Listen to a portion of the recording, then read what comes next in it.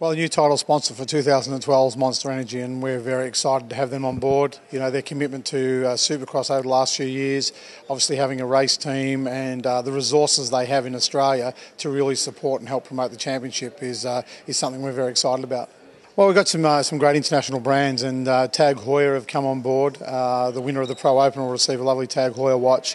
And we're using the new Tag Heuer Track Intelligence and Tag transponders, a complete new timing system, an investment of around $70,000. And they've given us some great support to build a database system with their Track Intelligence that will really help the crowd. It'll help the riders, a lot more information. You know, you'll be able to watch the timing live. You'll be able to click on your favourite rider, look at his photo, his profile. And for everybody around the world, they can watch it live. It's even got the intelligence system. The riders put in their Facebook page when they're building their profile. As soon as they cross the line, our timing system will update their personal Facebook page with the results. So it's certainly state of the art. Well, yeah, this year the international rider lineup is unbelievable. It's certainly becoming one of the championships around the world that you need to get on your resume to get to the USA. And certainly Ben Townley coming back. He's been to the US. He's won a world championship, and he needs to recreate a path back to the US. And he's chosen to come to Australia. Having Brad Anderson here, you know, he's won 2 British championships, and that's one of the toughest championships in the world. Having him come over, Billy McKenzie wants to step it up. You know, you've got the Kiwis in Coppins and Cooper, so it's really an international field. You know, we've come up with a format that everybody seems to be happy with at long last. You know, we've tried a few different formats over the last few years to really find a good balance, and now they'll do you know, basically 2 15-minute motos back to back in the Pro Open class in the morning, and then the afternoon basically the traditional half-hour moto. So the riders in the Australian Championship will have to be fit enough to ride anywhere in the world. You know, you've got to have the intensity of those back-to-back races, the sprint format, and then the endurance later in the day, and that's when the track is getting rougher and tougher for everybody. So from a format point of view, we're really excited, and the riders all seem to be happy. And, you know, we've added an extra round of the championship. It's 10 rounds. 4 of those rounds are 2-day events, and we've added some support classes in and some more championship classes. The Australian Pro Quad Championship will run at 2 rounds. The vets have grown, 2 classes of vets, and they'll be at 2 rounds of the championship. And then we're running some juniors and some A and B grade amateur support, really to open this championship experience up to people who really love motocross as we do.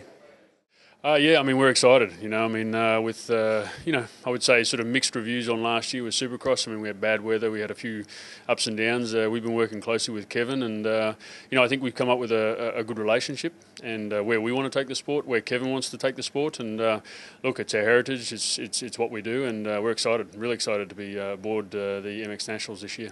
You know what, it's a great fit. It goes to show that the MX Nationals here is attracting some of the international riders, and I think, you know, for us that shows that we are actually putting on a fairly good competition. Now, whether they're using that for a bit of a training ground to get them back into the US, I think that's fine, because, look, if it's a training ground and it brings more talent and more spectators to the sport here, I think that's a bonus.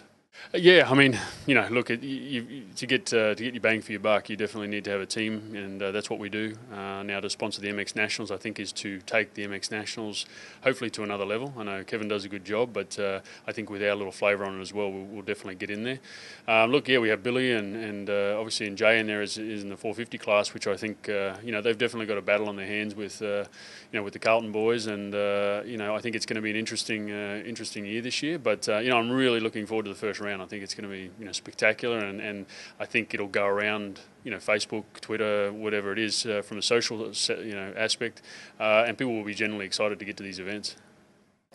Look, it's looking good at this point. We've done a fair bit of riding, actually, a fair bit of testing, and I'm sure it's the same for most of the teams out there, but we've been just working hard and just getting seat time, really.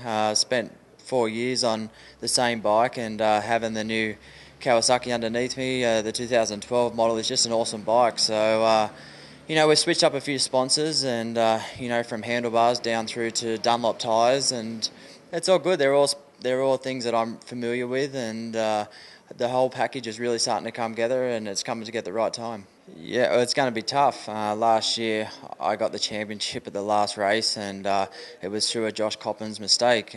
This year they've brought 2 other riders out that you know, they're world championship level, and they're both champions in their own right, and it's going to be very, very tough. So I haven't left anything on the table. I've been training my butt off. I've been putting more time on the bike than ever, and I know it's going to be a tough year, but it's going to be challenging, and I think it's definitely what I need to keep me going at the moment. And I'm actually excited to race both Ben and Brad. I've got to have some good battles with Brad and the Des Nations, but I've never raced Ben before, so I'm excited to race them guys, as well as all the other guys out there that's going to be on new teams and new bikes, and I think it's going to be a fun year for Australian motocross, and looking forward to it all. It's still like a dream come true for me, coming out here and riding for a factory team like Congshi's. Been doing loads of testing. I'm really happy with the bike. I've been riding Honda since 2009, and obviously I know a bit about them, but coming out here I've learned a few new bits and bobs about it, and we're looking really good at the moment. It's so hard to get good deals at the moment without you putting a bit of money in or something like that. So obviously when this opportunity come with good money, I jumped on the bandwagon, and Consi offered us a good deal, so I couldn't refuse it.